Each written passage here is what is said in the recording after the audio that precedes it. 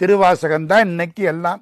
வாழ்க்கையில இன்பமா துன்பமா எல்லாம் திருவாசகம். யாரு இறந்து போனா உங்களுக்கு இன்னைக்கு சொல்றேன், அவங்க வீட்டுல போய் கேதம் கேட்கிறோம்.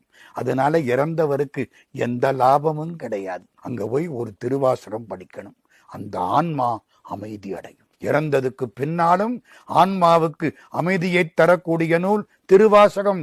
இங்கேயும் அமைதி கொடுக்கும். கல்யாணம் ஆகணுமா, 17ஆம் தலைப்பு அன்னை 10 திருவாசகம் படிக்க சொல்லுங்க.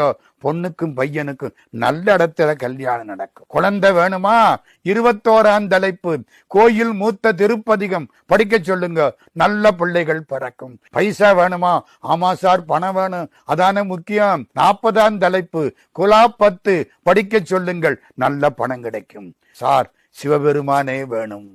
இன்னைக்கு ஆச்சரியமா இருக்கு, எல்லாரும் வேற எதையோ கேட்கிறான். சிவபெருமானே வேணுமா, சிவபுராணம் படியுங்கள்.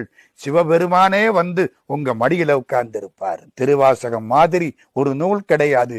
போன் மெல்டிங் சாங், எலும்பை உருக்கக்கூடிய நூல் என்று ரெவரண்ட் ஃபாதர் ஜி.யு. போப் சொன்ன நூல் திருவாசகம். நமக்கு இன்னைக்கும் எல்லாம் திருவாசகம் தான். ஆன்மாவுக்கு அப்பா அம்மா பரமேஸ்வரன்.